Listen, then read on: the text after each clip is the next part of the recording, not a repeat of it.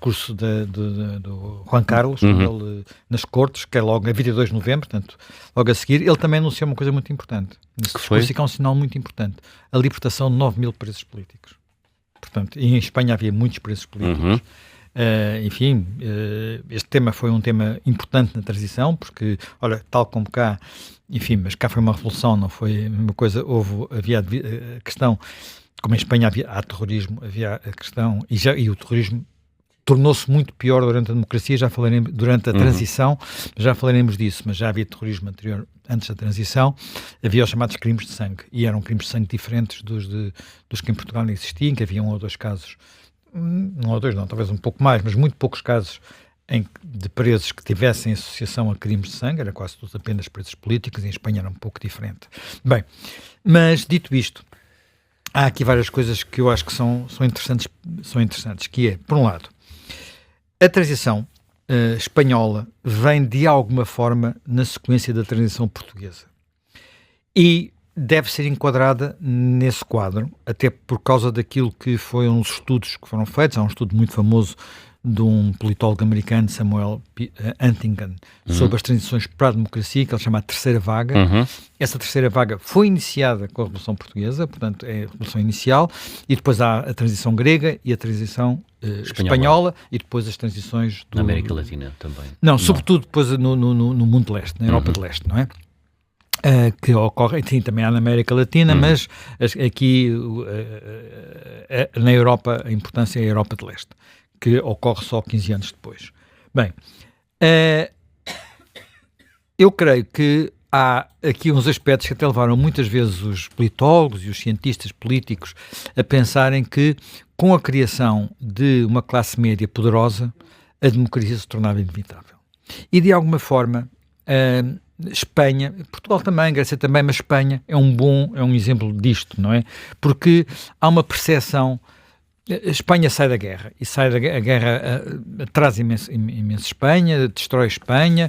Eu recordo-me de ser miúdo, eu tenho família em Espanha, e se referir sempre, se falar sempre da pobreza, dos problemas, de um tempo em que havia uma coisa que era uma comparação de quando eu era miúdo, um escudo valia 2 pesetas, quando 20 ou 30 anos depois, cada peseta valia 2 escudos. Portanto, tinha sido a reversão total, porque os ritmos de desenvolvimento tinham sido diferentes.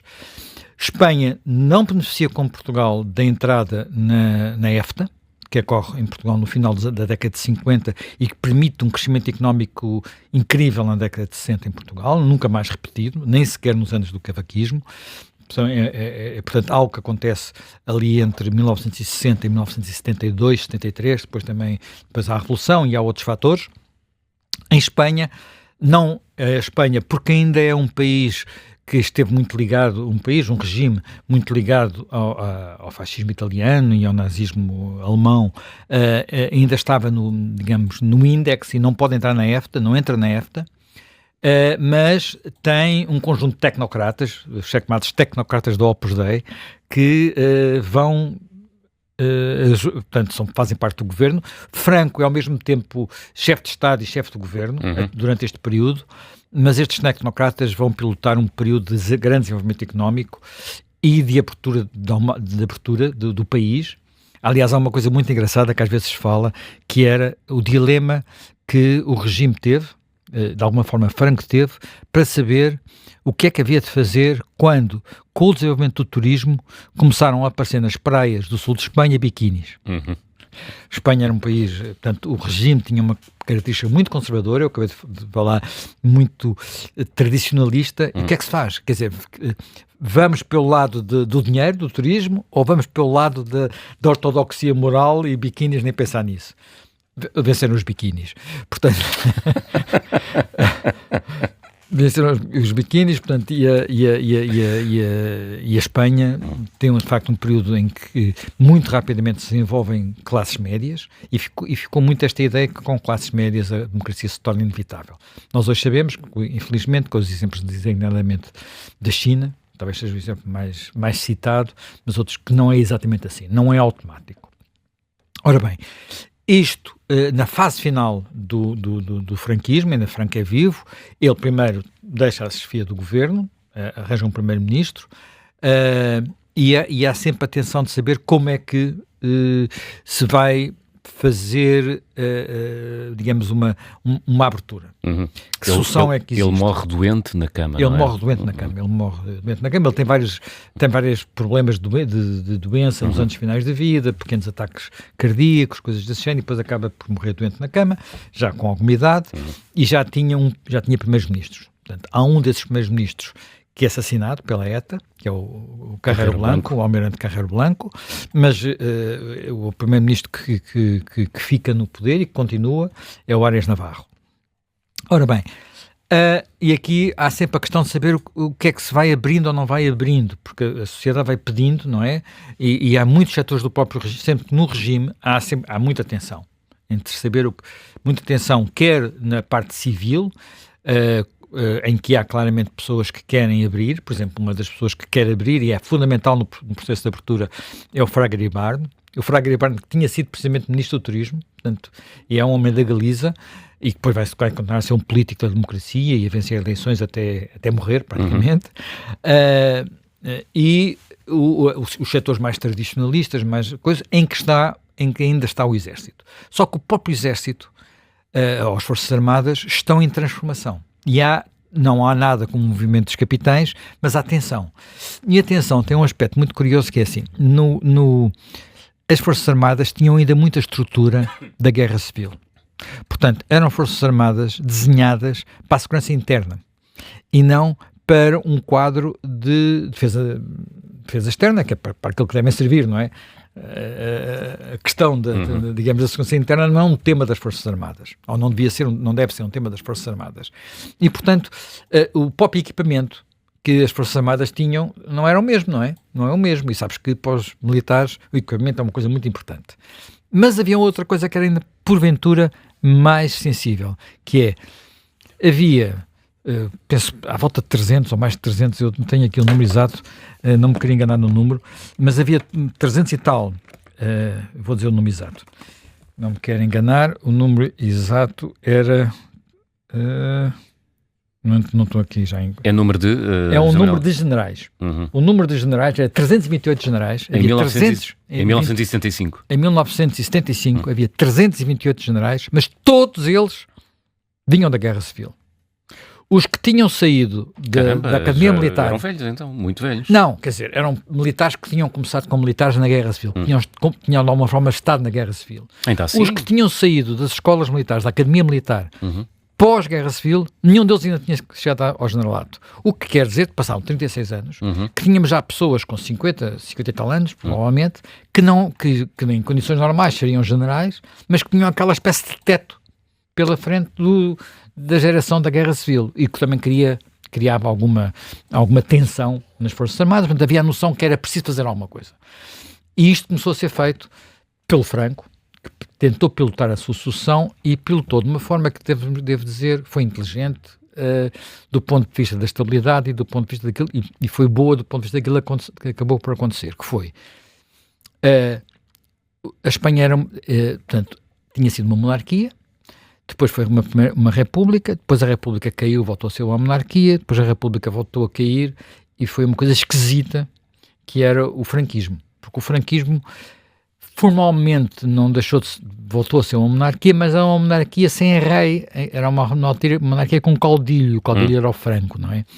Portanto, era preciso saber... Aliás, a monarquia espanhola foi restaurada pelo próprio Franco em 47, não é? Exato. Mas ele não é bem um restauro, ele faz uma escolha do Juan Carlos, sucessor a título de rei. Título de rei. Porque é difícil de explicar isto, porque é assim, o rei não devia ser o Dom Carlos, devia ser o pai de Dom Carlos, o Dom Juan. Mas o Dom Juan era antifranquista. Portanto, há ali um equilíbrio em que ele vai escolher o Juan Carlos. O Juan Carlos vai até para a Espanha, não é? Ele estava, como sabemos, a família real espanhola cresceu aqui no Estoril, vivia no Estoril e cresceu no Estoril. E depois vai para a Espanha, aparentemente para ser indoctrinado. Só que Juan Carlos vem-se a revelar uma pessoa sensível ao ar dos tempos, e muito importante nestes equilíbrios, porque ele faz esse primeiro discurso, tomada de posse, logo 2 dias depois, portanto, em que no fundo é na prática a restauração, quer dizer, não se pode dizer bem que no fundo é uma restauração formal, porque a República tinha sido República, a Terceira República cai com a Guerra Civil, e depois fica um regime esquisito, em que quem manda em tudo é o Franco, porque é ao mesmo tempo chefe de Estado. Aquilo não se chama sequer, não é República, repara, aquilo não é nem monarquia, nem República Espanhola, foi como se chamava durante o tempo da República. Aquilo passa a chamar-se o Estado Espanhol, que é uma coisa assim um bocadinho... É carne nem é peixe. Quer dizer, equívoca, deliberadamente equívoca. Mas podia ter resultado naquilo que resultou muitos destes regimes, que é um militar passa digamos, o testemunho a outro militar. Portanto, um ditador passa o testemunho a outro ditador. Enfim, a maior parte dos regimes ditatoriais foram assim, a não ser que os ditadores caiam. Vamos pensar em Cuba, vamos pensar nos países de leste. No fundo, em Cuba até foi o Fidel passou ao irmão, ao Raul. Portanto, mas o comunismo tem revelado uma certa tendência dinástica. Portanto, ninguém tem feito mais pelas A Coreia do Norte foi filho para neto, não é? Isso. Pai, filho, neto. Ora bem, aqui há isso, e depois vai havendo uma transição que vai durar alguns anos, que vai passar por 2 referendos e por eleições, e que começa por ser, se sair do regime, e depois começa a ser negociada com os partidos, as principais forças da oposição e os sindicatos, que são importantes em Espanha. Sendo que em Espanha, ao contrário do que sucedia em Portugal, em Espanha há logo 2 grandes grupos sindicais, as Comissões Obreiras, ligadas ao Partido Comunista, e a UGT, ligada ao Partido Socialista. Sendo também que o Partido Socialista Espanhol, o PSOE, Partido Socialista Operário Espanhol, é um partido que nunca teve hiatos, digamos, ao contrário do nosso PS, que terá existido antigamente, depois desapareceu e depois reapareceu já na década de 60, o PSOE sempre existiu. O PSOE, no tempo da Guerra Civil, chegou a ser muito, muito, muito radical. O seu líder, Largo Caballero, era o Lenin espanhol, portanto, aquilo era muito equívoco. O próprio, por exemplo, líder do Partido Comunista, que é o Santiago Carrilho, começa nas Juventudes Socialistas, portanto, tudo isto é especial, e a transição implica muitos compromissos e muitas coisas complexas, porque há esse tema da memória. O que é que nós fazemos com isto? Porquê? E vou só dar um exemplo que eu acho que as pessoas percebem bem. Um dos temas mais difíceis da transição, e que não é logo resolvido, só vai ser resolvido, portanto isto começa, como eu disse, de alguma forma em 75, mas só vai ser resolvido em 77, é o tema de saber se o Partido Comunista pode ou não ser legalizado. O Partido Comunista é dirigido por Santiago Carrilho. Na nossa ótica, aqui portuguesa, o Santiago Carrilho é um moderado, é um eurocomunista, não tem nada a ver com o Cunhal, é uma pessoa que já está a adaptar-se à social-democracia, digamos assim. Na ótica dos espanhóis, o Santiago Carrilho é um dos artífices de um dos massacres mais traumáticos de Madrid, que é o Paracuelos, que é um momento em que Madrid está dominada pelos republicanos, e há uma quantidade que eles chamavam quinta coluna, não é? Portanto, de adeptos dos golpistas, que são assassinados em Paracuelos, que é uma zona dos arredores de Madrid. E, mas portanto, a Espanha matou-se muito.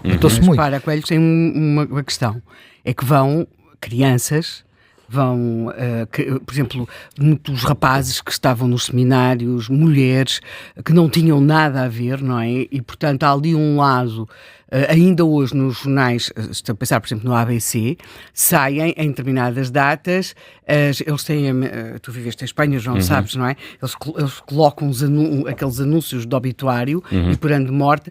Há alguns que são ainda hoje por pessoas que foram assassinadas em Paracuelos e que são muito impressivos, porque têm a idade das pessoas, quer dizer, e percebes que há miúdos, não é? As memórias não tinham desaparecido completamente, portanto havia esta questão, o que é que a gente faz, quer dizer, havia, das duas há 2 maneiras de fazer transições, digamos assim, de uma forma muito simplificada, não é? Há a transição em que, portanto, há de alguma forma uma ruptura que pode ser radical, e a seguir o julgamento dos que lá estavam antes, talvez o exemplo... Nuremberg, não é? Não, Nuremberg não, porque Nuremberg tem a ver com guerra. O Nuremberg e o julgamento de Tóquio é diferente. Não, estamos a falar, por exemplo, do que aconteceu na antiga RDA.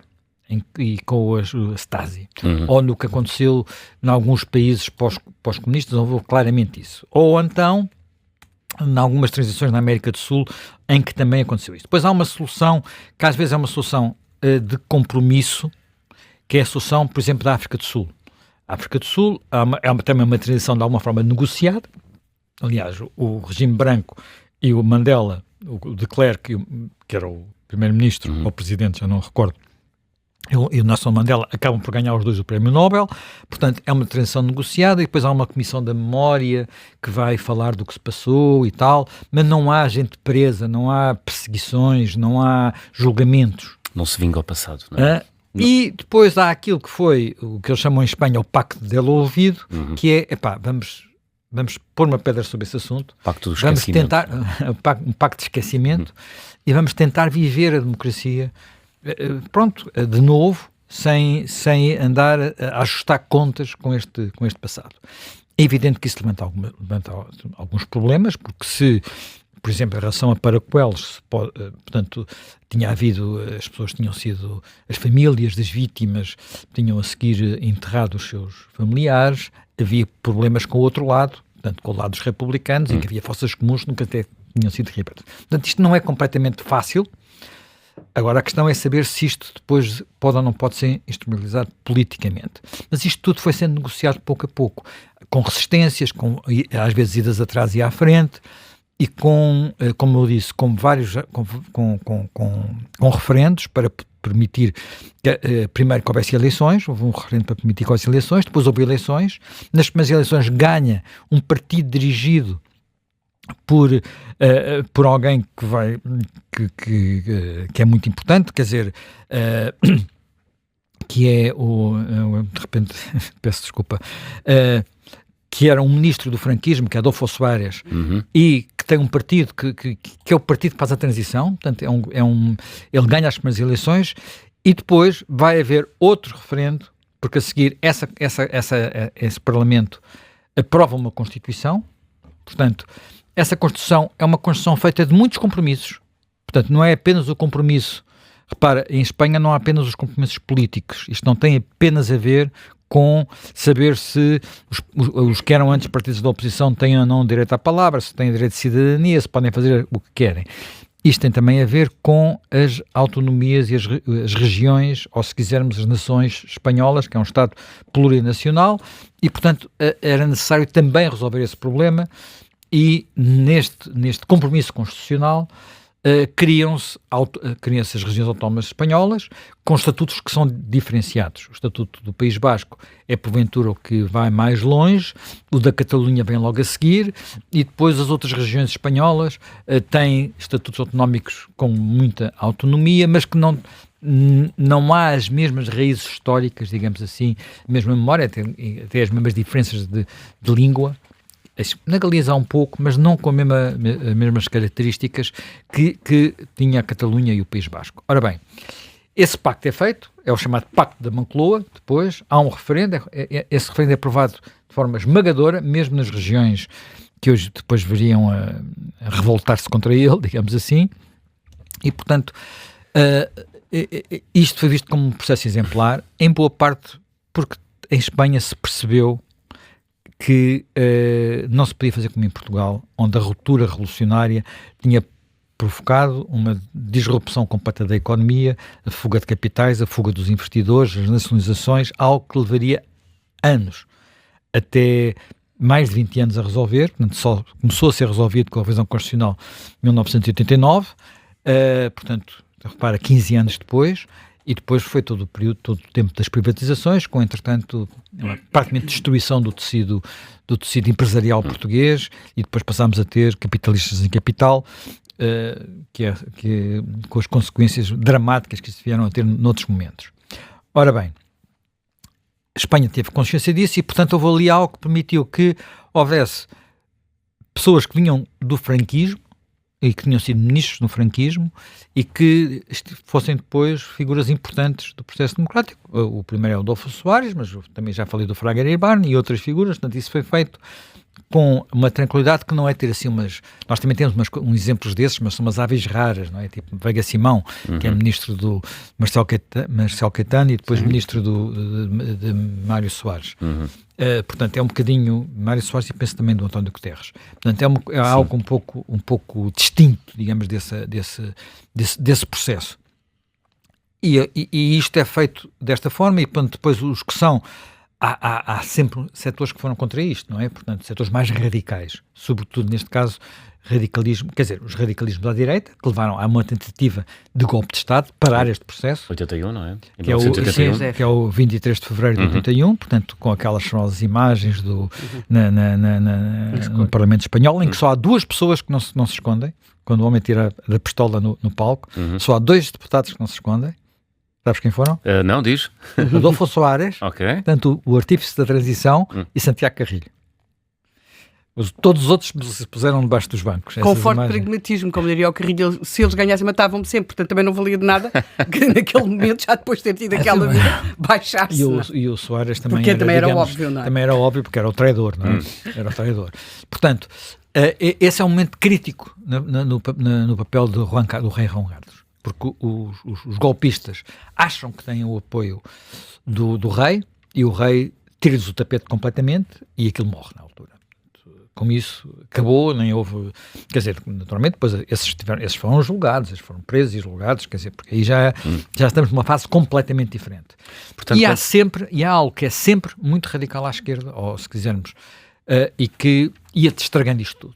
Que é, por um lado, o radicalismo de esquerda e depois o radicalismo de esquerda combinado com o separatismo. E aqui o que ia estragando isto tudo é claramente a ETA. Não foi só a ETA, havia um outro grupo terrorista importante que era os Grapo, e depois também houve terrorismo de extrema-direita por reação a isto. Os Grapo era um grupo maoísta, portanto, mas que também matou bastante. Em termos de mortes, as nossas FP25, o Grapo matou mais que as nossas FP25. Nós não temos memória disso. Também não somos espanhóis, mas matou muita gente, e então a ETA nem se fala, não é? E a ETA matou muito mais depois da transição começar e, sobretudo, depois de a democracia se consolidar e até depois do Partido Socialista Espanhol ter ganho as eleições, e ganhou folgadamente em 82, portanto, o que foi um processo muito rápido de transição democrática, portanto, de alternância no poder. E qual era a ideia destes grupos? A ideia destes grupos é: vamos usar o terrorismo para provocar a reação contrária, portanto, provocar a reação, designadamente, dos terreiros deste mundo, não é? Portanto, das fações militaristas, e depois fazermos a revolução. Portanto, não queremos é a estabilização burguesa, democrática, que viria a acontecer, felizmente, em Espanha. O que é que aconteceu entretanto? O que acontece entretanto que a partir de 2006, por essa altura, ganha em Espanha um primeiro-ministro que não tinha, digamos, a legitimidade do Filipe González, José Luís Zapatero, que ainda hoje é, digamos, dos velhos socialistas, o único que está com Sánchez, e não está só com Sánchez, ele também está com o Nicolás Maduro na Venezuela, e que vai tentar explorar para efeitos políticos o tema da memória.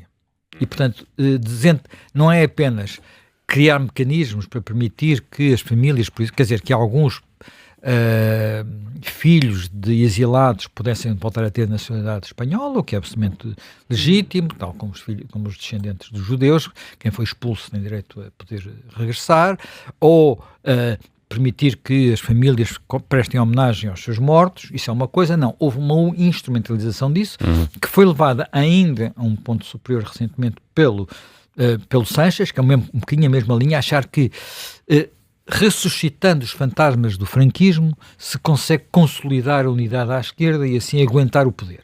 É um bocadinho esta a lógica. O Sánchez foi desenterrar, neste caso, o próprio Franco. Tirou do sítio onde ele estava, que era o Valdes Caídos, e mandou para um cemitério familiar. É uma coisa, um estupendo funeral. Quer dizer, para alguém que em princípio não se quer fazer reviver, até porque o sítio tem a monumentalidade que se sabe, e havia vários netos, Franco tem vários netos, a carregarem uma urna, quer dizer, e acaba por ser paradoxal. O resultado disto não é só paradoxal. Eu hoje tenho uma sondagem publicada no El Espanhol. Sim. No El País. No El País ou no El Espanhol? Também está no El Espanhol, pelo menos. Enfim, eu via no El Espanhol. Se calhar se em mais jornais, e essa sondagem diz-me que o que é normal, porque está a fazer o aniversário de Franco, que é, primeiro, 1/3 dos espanhóis continuam a ver o tempo de Franco como um bom tempo. Não é? Quer dizer, as pessoas aqui podem achar, ter aquelas... eleger o Salazar como o melhor português de sempre. Ou achar que são precisos ter Salazares e coisas desse género, mas não acham que aquilo tinha sido um paraíso. 1/3 dos espanhóis dizem isto. E pior, e mais importante, entre os jovens, 41% dizem isso, 40% dizem o contrário. Portanto, é vantagem para os que, de alguma forma, acham que aquilo era um regime melhor que o regime atual. Portanto, quando nós deixamos ou melhor, quando a política se procura apropriar da história, coisa que todos nós sabemos é algo que fazem os regimes autoritários, leiam Orwell, sabem o que é que se passou na União Soviética ou na Rússia, onde se dizia que o que é mais imprevisível é o nosso passado, portanto o nosso passado está sempre a mudar, portanto quando esse trabalho não é deixado à polémica entre os historiadores, e em Espanha há muitos livros controversos de um lado, do outro, investigação, muita coisa interessante que se pode ler e as pessoas podem ver isso tudo, há muito trabalho e continua a sair, continua a haver investigação e serem publicadas coisas interessantes, mas quando isso é apropriado para se torna um tema de política, não só se estraga a história, como se pode estragar a política, que é um pouco aquilo que está a acontecer neste momento em Espanha. E, portanto, eu acho que a ideia de que a transição ou foi uma traição dos franquistas, que no fundo deixaram que os outros viessem, ou foi uma traição dos democratas, que no fundo se comprometeram com os fascistas, dá mau resultado. Portanto, a transição foi um processo político, em muitos aspectos, muito bem feito, com enorme sucesso, que permitiu à Espanha chegar onde chegou nos anos seguintes. Tentar reescrever a história da própria transição hoje em dia é uma caixa de Pandora onde não sabe o que é que pode sair e serve outros fins. Fins separatistas, fins esquerdistas, fins, não sei se neste caso também direitistas, porque isso não há muito ali, não é tão visível, mas também pode acontecer. Mas diz lá o que é que não, ia-te perguntar se o que está em causa, ou o que está em curso desde 2007, quando o Zapatero aprovou a Lei da Memória Democrática. Não, na altura Memória Histórica. Memória Histórica na altura. Se está em causa uma reescrita da história ou se está em causa o apagamento. Vamos lá ver, o esquecimento, quando nós falamos de pacto do esquecimento, não é um pacto do apagamento. Porque estava a entrar, eu fui muitas vezes à Espanha, e eu gostava imenso de fazer isso, que era entrar nas livrarias, aliás tinha aqui um livro, por acaso, que estive ontem a reler uns bocados, a produção era constante, portanto os historiadores nunca pararam, não houve aqui nenhuma vontade de apagar. Isto é uma vontade de instrumentalizar aquilo que tinha sido. Quer dizer, o pacto do esquecimento foi não vamos levar quer dizer, isto é uma questão que não é um detalhe. Se tu tens um regime ditatorial e queres fazer uma transição, se vais dizer aos protagonistas da transição que no fim eles são presos, não tens transição. Tens enquistamento. Portanto, temos que ter um bocadinho de noção disso. A gente pode achar é uma injustiça, eles cometeram crimes. Mas ao mesmo tempo permitiram que passássemos para um tempo diferente. E quando nós achamos que quem manda são as regras universais da justiça, isto dá problemas. Pensa no caso do Pinochet. O Pinochet saiu pelo seu pé do governo porque perdeu umas eleições. Se eu soubesse que a seguir vinha um garzão em Espanha a dizer que ele tinha que ir para a cadeia, se calhar ele não tinha saído pelo seu pé do poder. Tentou fazer o mesmo com os crimes de Franco, o juiz Baltasar Garzón. Quer dizer, e por isso eu acho que nós temos que ter aqui algo que a política é arte do compromisso, não é, e às vezes, já falei, isto é um tema que me preocupa imenso, que é esta ideia que judicializar e transformar tudo em regras legais resolve os problemas, não permitem os compromissos. E os compromissos são fundamentais, designadamente se nós queremos gerir as transições, as mudanças pacificamente. Ninguém consegue tudo. As pessoas têm que negociar. Um consegue umas coisas, outros conseguem outras. Conseguir tudo, designadamente levar os outros para a prisão, às vezes compromete, é como se costuma dizer, o ótimo é inimigo do bom.